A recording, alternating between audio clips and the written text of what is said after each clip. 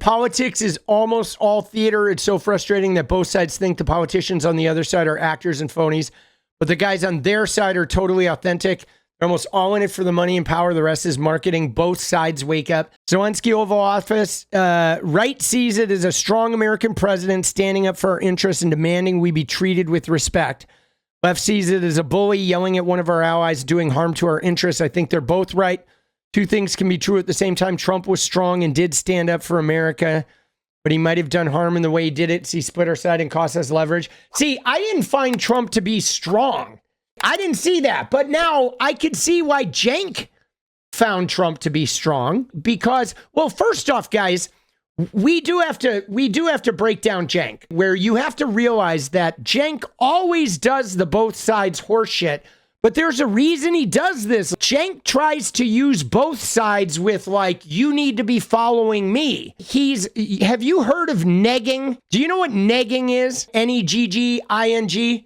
Okay, so negging is a manipulative tactic where a guy goes out and he's hanging out with a girl, and what he does is he throws her compliments that are offhand, where he's putting her down, but he's doing it in a way that seems really charming, but it's designed to sort of lift her up while also breaking her down and then creating a scenario where she seeks his approval. And it's a very manipulative and very common technique. It's a player move, but sometimes it's not even a player move. It's just ingrained. People learn it when they have manipulative fathers. If you grow up with a manipulative father, you'll learn it without even trying, because it's a tactic that keeps people seeking approval. And parents do it to their kids. It's really common to do it to kids, where you compliment them, but you do it with a tone and you do it in a way that leaves the kid feeling like you don't approve of them. And then it sets them off seeking the approval. But so the thing is Cenk's both sides is kind of a negging sort of bit, where what he does is he goes out there and tries to agree with both sides while simultaneously putting down both sides in order to establish him as like the one true authority. And it's just a technique of like, I'm the real authority. But it's also everybody that tries to say they're a centrist does some version of this bullshit. You know what I'm saying? Because the thing about it is, there is a truth that both sides play politics, because politics is politics. Of course, you're seeking leverage, you're seeking a kill shot, and you're trying to rally a base, and you're trying to win voters. So politics is politics. Who has the power?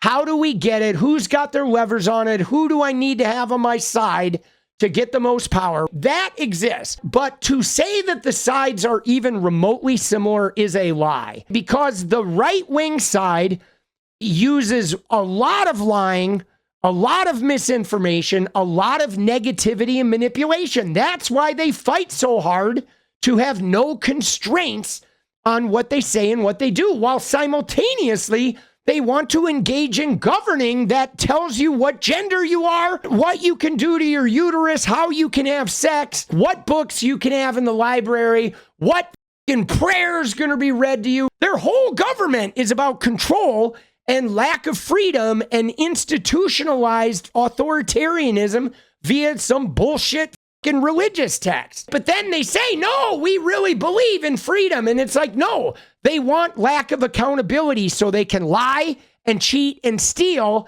and still try to say they're the party of family values. But they are complete fucking bullshit artists. Okay, they are. And they always have been. The whole election, they said it was about the economy, but it was never about the economy. It was about hurting trans people and racially cleaning the America with the illusion of mass deportation and harming immigrants. They never gave a shit about the economy. They'll pay $20 for eggs if they can use slurs and hurt trans people and get away with it. Period. They're liars. They're disingenuous. They say they're not going to do Project 2025, but they are. They're going to say they're not going to overturn Roe v. Wade, but they do. They're deceptive and they're dishonest, and they engage in like cheating and having multiple fucking mistresses while simultaneously pretending to be moral and respecting family values. They say they protect women with their bullshit transphobia while simultaneously having a cabinet full of fucking rapists and doing nothing to protect women from sexual assault. So they're liars, they're disingenuous, and they don't fucking care about anything but themselves. And the Democrats are not like that. They are not like that. Is there corporatism in the Democratic Party? Sure. Is there weird, awkward hierarchies and power struggles? Absolutely. Do they play politics? They do. But they're more genuine. They're more honest. By a fault, if somebody in the Democratic ranks is found to be a criminal, they will boot them. They would never have somebody get an adjudicated sexual abuse charge and then elect them president. It would never happen because we do believe in consequences and we do believe in not supporting that kind of behavior. We do believe in accountability and we do believe in fucking genuinely wanting to heal the world's problems. And well, the thing about empty promises is hard though. Dude, because sometimes you have promises and sometimes you think you're going to get shit done and you just can't. But a lot of politics is empty promises. But my thing is this. One thing that I offer to you guys in your relationship to the Democratic Party is this. And you may not like it, but listen to me.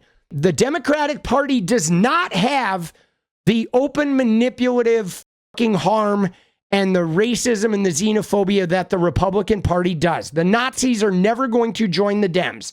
Okay, so there is a betterment there. Okay, but now, you ready? Here's my point. If you are a human being that looks at the Democratic Party and you say to yourself, man, they're just empty promises. All they do is promise. They never come through. If you say that and you feel that, that is a sign that you need to be running for office. That is a sign, if you have that relationship with the party, you need to be running for office. That is what that attitude is telling you, that you need to get your hat in that ring and you need to show them how to live and do the things that you say they're capable of, but you need to embody that and live it. Every person that has that feeling about the party should be running in that party and changing the party. Now, where we get in a problem is if you have that feeling and you don't get in there and try to change it, you let it infect you so then you don't participate at all, or you get bitter at the system. I think that's important because, guys, we live in a republic. We live in a representative democracy, which means it's our job to represent ourselves inside that democracy. It's not our job as citizens to elect people and then complain about them not doing shit. If you complain that they're never doing what you want, you need to run and you need to become your own representative. The way you make them uncomfortable is by running yourself and inserting yourself into the conversation.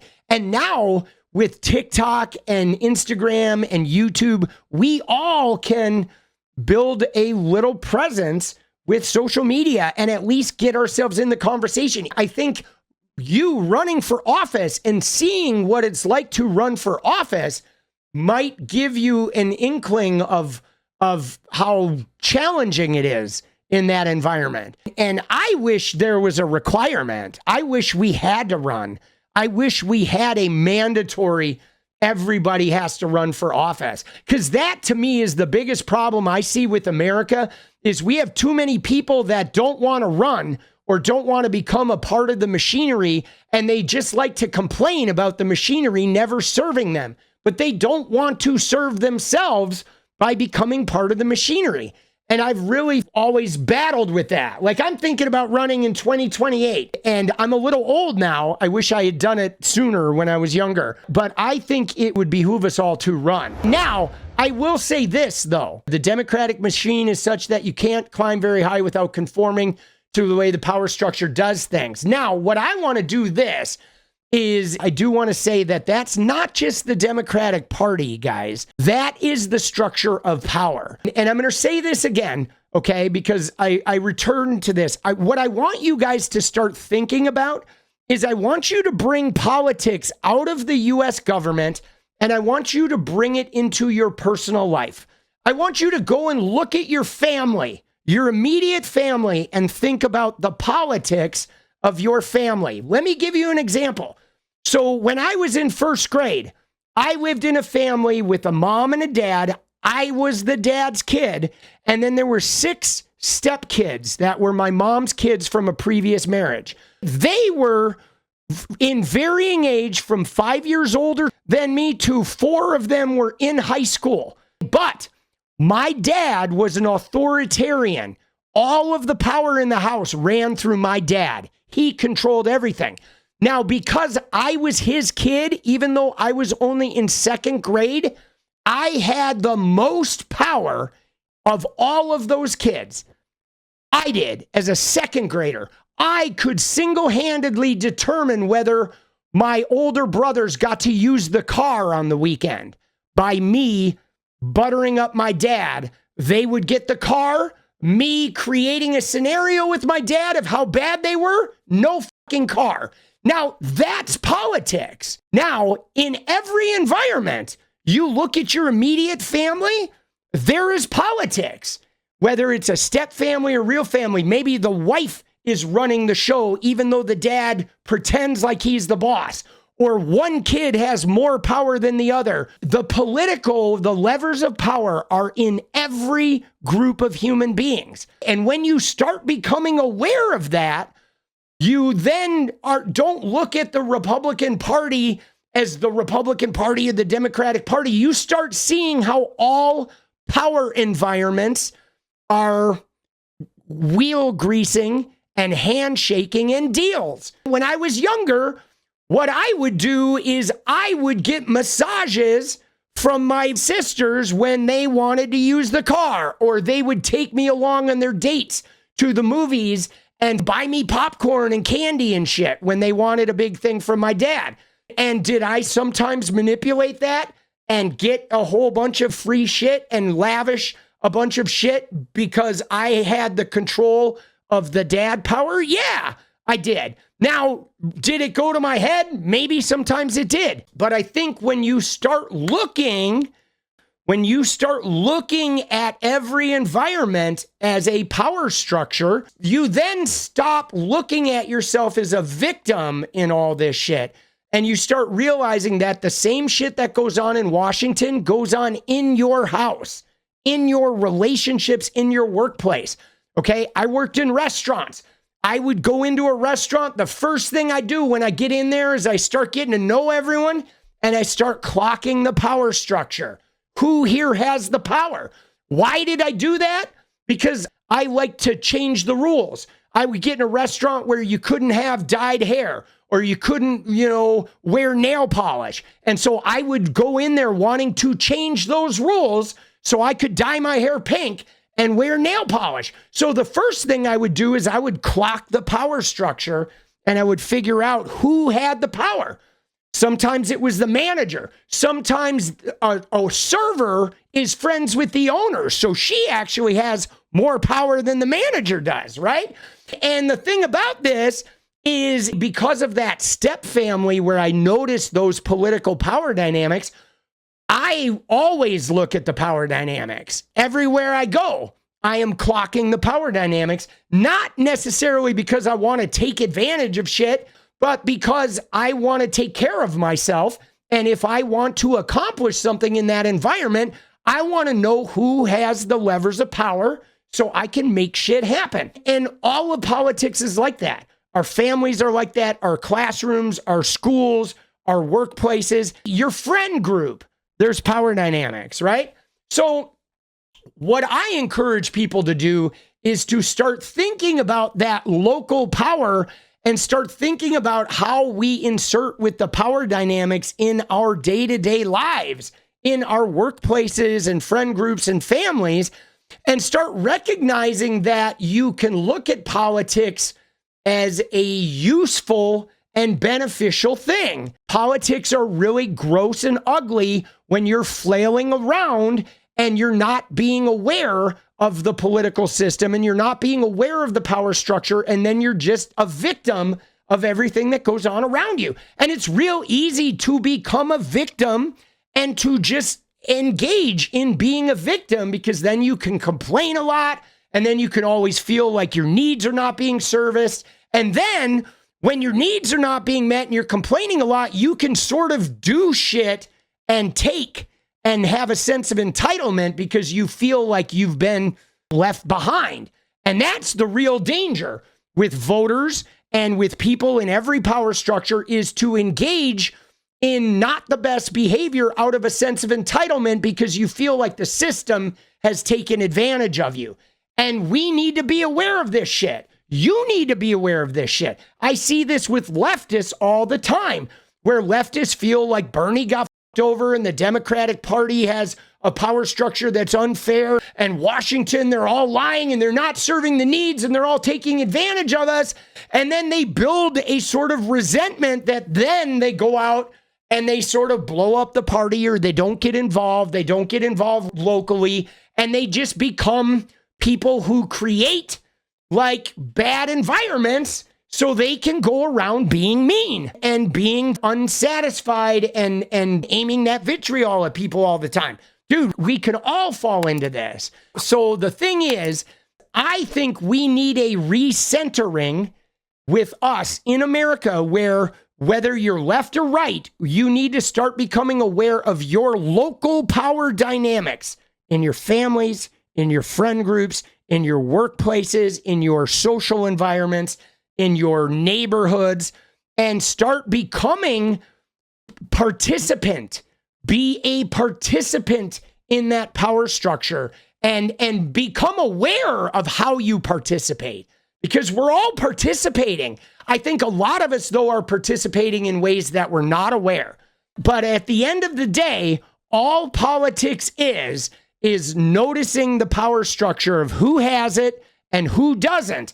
And if you're doing it right, you're both utilizing the people who have it to create some type of beneficial change that maybe it rewards you. When I got to wear nail polish, it rewarded me. But it also, though, rewarded us in other ways. It rewarded my fellow employees, because when we could wear nail polish or colored hair, then employees could express themselves and feel safe, because they didn't feel like, you know, if you deviate from the norm, you're a threat. So it was positive for the whole. You know what I'm saying? And then, like, you know, it created a more fun and relaxing work environment where now employees are more likely to do their best because they don't feel like there's an overlord looking over their shoulder. And then me, I could fucking have colored hair and nail polish, which is what I really wanted. But I also knew that that desire was helping the whole team as well. And so I would go into workplaces and I would be the guy that's like, I'm going to fucking change the rules. Okay. And it's politics, but we can all participate in that. But sometimes we're going around being wrenches and we don't even realize it. And so what I encourage you guys to do is become aware. Start becoming aware of, not only is there a political environment everywhere there's a group of humans, but become aware of like who has the power. Become aware of when you have the power. I mean, one great way of this is being a parent. Man, when you're a parent, you are like Vladimir Putin. You are a fucking dictator. Like, you have so much authoritarian control. You are like the craziest fucking dictator on the planet. And you may not even be aware of it. And like not abusing the power you have as a parent is really fucking hard, because you can take anything away. You can ground them. You can lock them up. You can you own them. And so becoming aware of that and becoming a parent who empowers your kid instead of abusing the power you have, really fucking important. You know, it's the difference between, you know, a kid that feels safe and a kid that feels unsafe, which is then going to go out into the world trying to keep everybody else unsafe in order for them to feel safe. And shit they'll do without even realizing it, because it really comes down to safety. If you look at the Republican platform, their whole platform is you are not safe. You're not safe in the cities. There's crime and there's fentanyl and there's immigrant murderers and they're going to trans your kid. The entire Republican fucking shit is you are not safe. So therefore you need to be on guard against these enemies and you need to hate them because they're dangerous. Whereas like on the left, it's like, no, we're fucking safe, bro. Like even if crime goes up, I'm still safe. Okay. If crime goes up, it's a sign that people are hurting. If crime goes up, it's not because they're doing a bad job governing. It's not because the policies aren't working. It's because people are hurting. There's insecurity out there somewhere. There's financial insecurity. There might be oppression from the police. There might be, you know, the wealth gap is getting too much. There may be generational trauma that's happening. It's like, you know, a crime increase doesn't mean I'm unsafe. It means people need help.